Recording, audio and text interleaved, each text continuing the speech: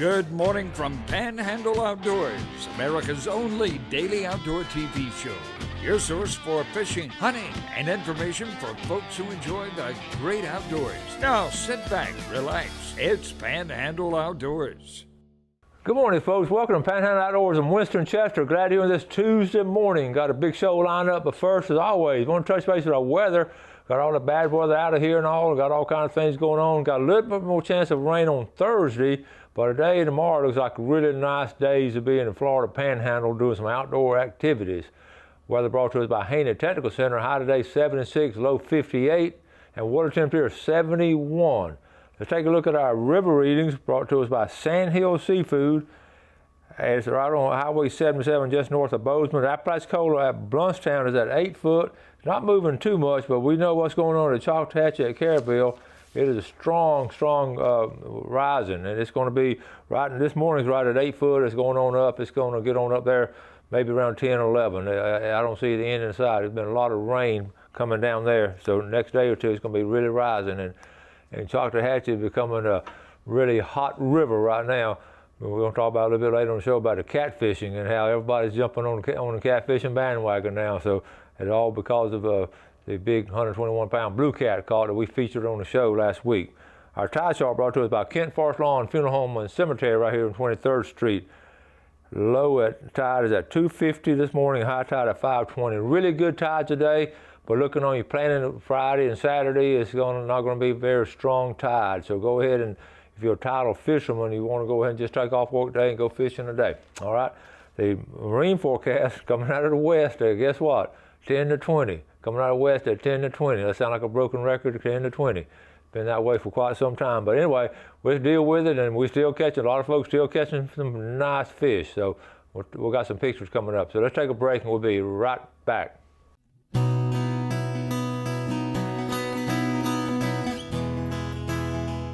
All right, welcome back. Let's start looking at some of these pictures now. All kinds of good things going on here in the Panhandle. So we're going to start off with something good right here. Thank Marcus for sending me this.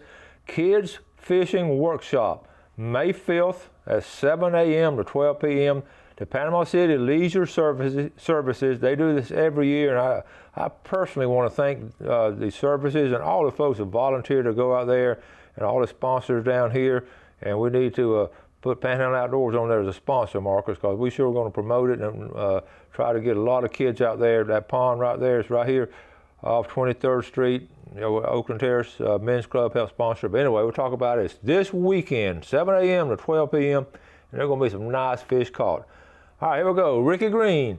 Now, this turkey, I'm honest with you, it's taken up in Kentucky. Ricky Green grew up here, played ball here, and Ricky is just a consummate outdoorsman, but he makes his own turkey calls, and it's very good. They sell very well nationwide, the Ricky Green's turkey calls, and he'll donate them to the Bay County Longbeards. He sent this back. The reason I want to show it, 23.5-pound turkey, called up with Ricky Green's turkey call. Ricky, he spends a lot of time here in Panama City, but also lives up there, okay? When my memories pop up, hope you don't mind me sharing my memories. They just pop up and bring back wonderful, pleasant memories. And this is one of my last years teaching. I just want to show you that we always plant it every year. And there are a lot of trees around Mosley and bushes and flowers that the outdoor ed class planted. The reason I'm showing it because I want to encourage you to tell your principal at your school that you want to, some kind of class is going to plant stuff around the school. And the kids love doing it because they're going to come back at their 10-year reunion and say, hey, we planted that. I promise you, that can be done at no cost. All right, here we go. We're going to start seeing some scallops. Philip Hayes, hey coach, you got a few today. 18 inches on a big pompano. That is a nice size, 18 inches, nice size pompano. Some good whiting. That is a good fresh meal right there. Thank you, Philip Hayes. Okay. How about another turkey picture? Grant Conyers from Liberty County up there in Bristol. Grant's just a good outdoorsman. He and my nephew Matthew were captains of the football and baseball team at Liberty County High School when they were state runner-up. And he's Conyers Wood Flooring, and they do a lot of wood flooring all throughout Tallahassee, and they're in high demand. But he's a good turkey hunter, and he hyperventilated for 10 minutes. Good job, Grant Conyers. Okay. This is a good one here. Now, this is James Petsky. That is a nice catch. 3 pompanos and a nice redfish out of the surf. James Petsky also sent this picture here.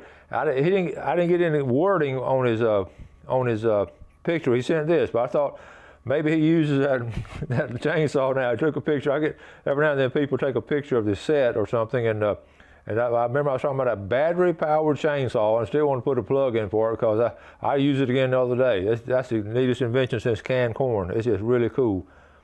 All right, some good pictures from David Zeal sent last week at San Andrews State Park. Isn't that a great picture? The contrast, look at the limbs and all, and that bald eagle right here in Panama City.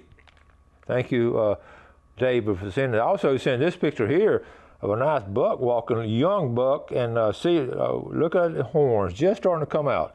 A little bit of antlers right there, about 2 inches, and it's going to be amazing watching that deer, how fast it's going to grow. Okay, we got to move on now. We got a lot of pictures this morning.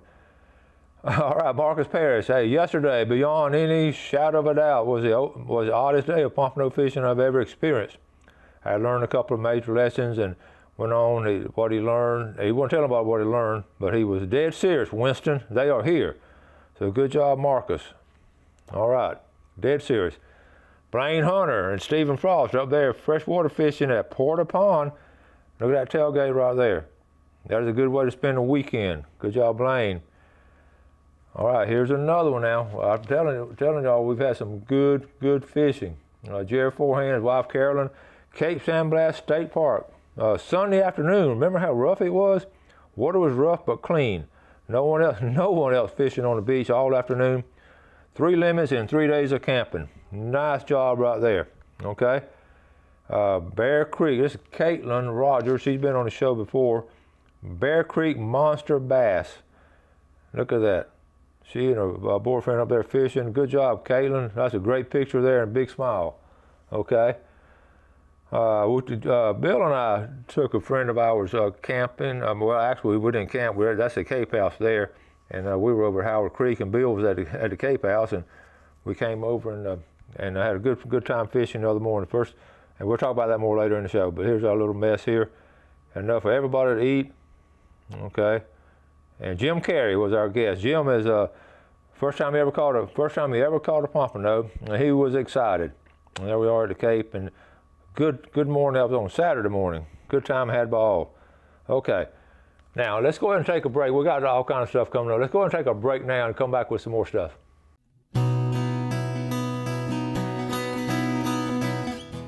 Okay, welcome back. As always, I'm glad you're with us. I do mean that. I a lot of times just say it, but I'm really glad to hear. Listen, you may have already heard this yesterday actually, the state park closed. Look at this headlines. San Andrews State Park Pier to close for 60 days. Hello, folks. We're right in the middle of a great pompano run, and they're going to close it for 60 days for turtle lighting. I love turtles. I'm not going to run them. I'm going to dodge them in the road and all kind of stuff like that. I'm going to help them. I've helped them get in the water after they've laid 80 eggs, but I'm not going to want to close the pier at the state park. It's great to put the lighting in, but goodness gracious, let's don't do it in April and May, the best time of the year to catch pompano. I don't know who made this decision here, but here I started reading, but obviously they don't know anything about outdoors, so I'll just be honest with you. It's going to be closed. It goes on here Monday, April 23rd, yesterday, and it'll be a period up to 60 days to put the turtle-friendly lighting in it, and, which is, listen, if it takes 2 months, how about January, February?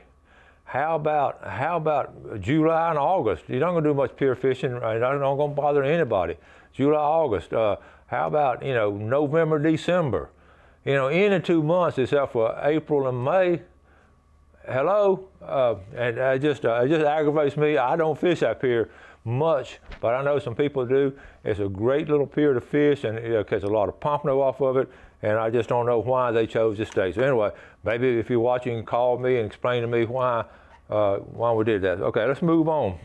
Let's see. I think let's take care of all the pictures. I got some more stuff later, but let's talk a minute about the pompano fishing. It's been fascinating watching the development and growth of pompano fishing, and reason I'm talking about it because the timing of it. If you watch the show in the last 2 weeks, I really hammered pompano. I said they're here. They're starting to get here about 2 weeks ago, and then last week I said almost every day they're here, folks. We got to get out and get them. And last weekend you saw the pictures. A lot of folks got out there. But what's fascinating to me, I first pompano fished in the '60s, and when I did, I was actually a student in Florida and came back down here, and I had a friend from Fort Walton Beach.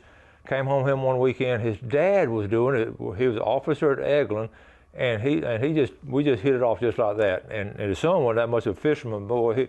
He and I started fishing, so he took me to the Navarre Pier.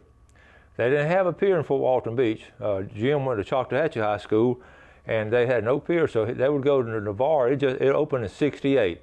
And we're some of the first people fishing off of it. I said I learned to pompano fish with him. He made his own little jig. So flash forward another couple of years, I got over here to settle here in Panama City, started camping at San Andrews State Park a little bit, but we found Cape San Blas. Nobody at Panama City Beach. There were a couple of guys fishing off the pier in the '60s for pompano. Most people didn't want to fool with them. No one was surf fishing for them because I was here. So I started going down to Cape San Blas, and no one was surf fishing for them down there. I had a friend, a guy I knew older than me, named Ralph Sanford. He and his dad had a place down on St. George Island. He had a Jeep, and he started surf fishing for him because he just loved the outdoors. He was the first guy I knew on that eastern end surf fishing, and he would catch 50 or 60. They would just load up that Jeep, and he'd give some away, sell some. But he started fishing with a jig too. And then a guy here, Louis Spinks, an older guy, he started making his own plugs. In fact, I've got a collection. Louis Spinks was fascinating. He's in my book. In fact, I will go ahead and, the big thing about Louis was that, let me see if I can find his picture. The big thing about Louis, he was from Birmingham, and he was just flat out good fisherman. And here's his story in the book. And he'd passed away before I started the book. I got to talk to his wife, but that picture on the left gives you a great idea of what's going on the Panama City Pier back in the '60s, okay? And then that's a nice pompano that he caught surf fishing near Phillips Inlet in April of 1978. That was some of the first fishermen doing the, and then here's a pier fishing there too. And that's where the Pineapple Village is now, okay? That's the old Panama City Beach Pier in 1959. And that obviously during a little pompano run or some redfish run. So anyway, here I was able to collect. I'm gonna just hold this. I'd heard about Louis Spinks, and so what this is right here is a collection of Louis Spinks jigs that he made. This is a great, vital part of our history. And a lot of people didn't think it was important, but what was important, he actually packaged these up. You see these packages? Anytime you collect something and get it in a package, then that makes it so much more important and valuable because he wasn't just making them for himself, he was selling them. And of course, the various sizes you see here. And this is one of my favorite little collections. Monetarily, it's probably not worth much at all, but historically is invaluable because it shows that what was going on. And this is his place over Inlet Beach, over in South Walton, right past Phillips Inlet. And when we were doing the book, we actually got to visit. Their house was still there. The old beach house was right there as you get ready to turn on 30A. That was their house, and she was there. He had a workshop. She took me back to his old workshop, and she gave me, and she wanted me to take, because she knew what I was doing, and Lou would be so proud. She gave me that stuff and I said, well, don't your family, she said, my family don't care anything in the world about it. And I'll never forget, there was a drying rack, had a string on it, that when he painted them, he would hang them on like a little string or something so they would dry. And she said, this is his little drying rack. She said, why don't you take that? I said, please give that to your son. She had 2 sons in Birmingham. And she said, well, okay now, but I would like for you to have it. I don't think, I think when she passed away several years after that, I know her son sold a house. In fact, they sold it, and I don't know if they took in that stuff or not of their dads, but it was just very important to me to honor Louis Spinks because he was one of the premier fishing, pompano fishermen in the early. But anyway, what happened now, I was to finish up my story, I wanted to tell you about the spread of pompano fishing. I'll be on 30A back in the 70s, literally nobody pompano fishing. Now South Walton, some Walton County guys came down to Grayton Beach and fished, a couple of those guys fished, I knew them.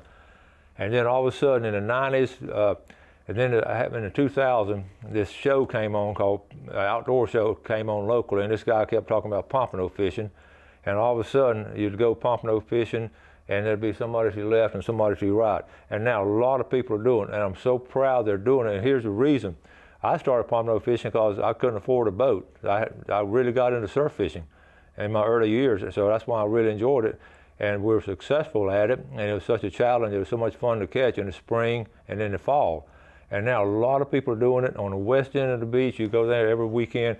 You go down to state park. This guy said, you go to state park on the weekend. I used to go to the state park, and I'd be the only one out there pompano fishing. Now you go down there, everybody. And what's cool, like he said, everybody caught their limit. Everybody limited out at this St. Joe State Park this past weekend, or this past week, catching pompano. So I'm thrilled, and I'm also very concerned that we pass this on to a younger generation and let them do it, because it's a fun thing to do. So I didn't mean to talk that long about the history of pompano fishing, but right now a lot of people are doing it, and this is the time to go. Mid to late April, early May, and now pretty soon I'm going to quit talking about pompano because they're going to be out, and we're going to start hitting some freshwater fly fishing in May. But right now it's good. And also, you know, like I said, Sunday afternoon, remember how rough the surf was? He caught his limit, and it's you just want a heavy weight and all. But I've gotten real picky over my years. I just want to go in ideal situations. But back in the day, you just go when you can. Like if you work all weekend, you got to go. All week, you got to go fishing that weekend. All right, enough of that on that. I just want y'all to be aware of it. So let's go ahead and take our break, and we'll be right back. Okay, welcome back. Let's take a look at our fishing game times today, brought to us by Blue Water Outriggers down in Port St. Joe. We're looking at 7:32 to 9:32 this morning, and 8 to 10 this evening. It's going to be, some nice weather today. Good weather to get outdoors. All right, we're going to add a couple of names. We're going to add Brian Talley from Panama City. All right, Brian. There's two names. Oh, hold on, Brian Talley and Mickey Gaylord Jr. and his dad, Mickey Gaylord Sr. I all remember Mickey Gaylord, the legendary athlete from Rutherford High School back in the day, and also had his band, had one of those 60s band. All right, now from Teloja, Eastern Foran, MLK Foran, and Ty Foran, all these Teloja folks, and Samantha. They watch it on YouTube, and thank you, Amanda, for sending those.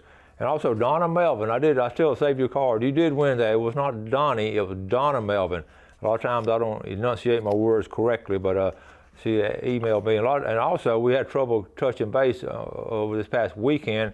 A lot of times I sort of get off the grid, sort of like Austin talked about yesterday. I mean, if I'm at Howard Creek, it's bad reception down there, and Cape San Blas, it's a bad reception down there, and that's two of my hangouts. So I'm sort of glad. I'm sort of glad it's bad reception. So anyway, that's you, Donna. I did want to talk about.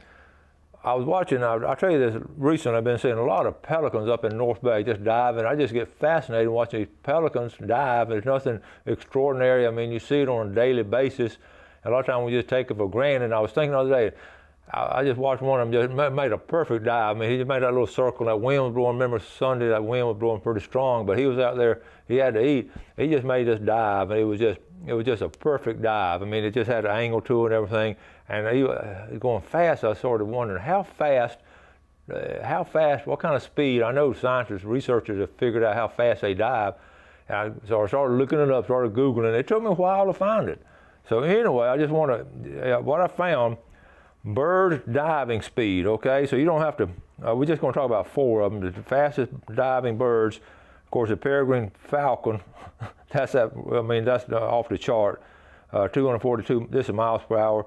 The golden eagle can go 200 miles per hour. Then number 3, I don't even know what that is. 4, the bald eagle at 100. The osprey at 80, number 5. The osprey, now they move fast, okay? They're smaller. The hummingbird, number 6, 50 miles per hour. And here we go at number 7 in the middle of the page. The brown pelican diving speed is about 40 miles per hour. Now you know that trivia question: how fast does a brown pelican dive when it's trying to get its bait or trying to get its food? So that was important. I just thought y'all would know that. Want to know that. Also, the tip for today: I thought about this past weekend. If you're fishing, we talk about putting these rod holders in, for surf fishing, rod holders and all, and you want to make sure that you lean it forward a little bit. So when you put the rod in it, the rod is sort of leaning forward. You don't want it sitting straight up like this, because what happens, the line gets sort of tangled up a lot of times it'll wrap around the tip. So make sure your rod holder is at an angle. Okay, I can find myself, so sometimes I have to take it back out. And also on those PVC pipes you use, you can buy them a commercial, but I tell you what, those commercial ones have a really nice lip that goes out like this. But the neatest thing about them is, well, really the problem with them is they're very thin in the thickness of it. So try to get a thick diameter as far as the thickness of it, because what happens, you have to get a mallet and drive it into the ground, and thin ones, those little lips they have on there, they'll just break off. I did it this past weekend. A friend of mine had his, and I was putting it in the ground, and it just sort of snapped. Even though I put a towel, you put a towel on top of it to buffer it. So there's a little tip like that. Of course, you can buy those metal ones, and you just step on them, push them down in there, but I like to use that old, everybody's got some old PVC somewhere around the house or something, so I like to use PVC. So anyway, that's just a tip. I got to thinking about that, and believe it or not, Saturday morning I did break a little lip off of it. So anyway, make good diameter and lean it forward. Okay, I've about run out of time. I had 2 or 3 other things to talk about. I talked about those pompano a little bit longer than I thought it would. I got a fly fishing trip lined up, coming up pretty soon. I'm going with Bill Allen, or he's going with me. One of us is going to drive, and Austin or Dalton's going with us, and a couple of Bill's kinfolks. We've been up there west and North Carolina before and gone fly fishing, camping out several days, and right there by the river stream. I'm really looking forward to it. But I started getting out after yesterday having Austin on, started getting out my old camping equipment and all, and my old tents and everything, and I probably need to get some new stuff. I told Gail I need a new tent and new sleeping bag and all that, but I really don't. But anyway, it's just a lot of fun, even at my age, to get ready to plan for a camping trip and a fishing trip all rolled into one, being up in the mountains and all, away from everybody, off the grid.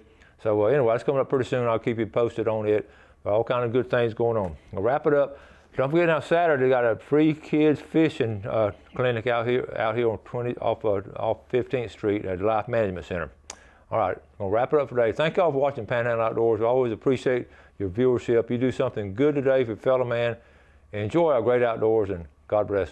Thanks for watching America's only daily outdoor TV show, Panhandle Outdoors with Winston Chester, featuring hunting, fishing, and other activities and information to help you enjoy the great outdoors. Join us next time for Panhandle Outdoors.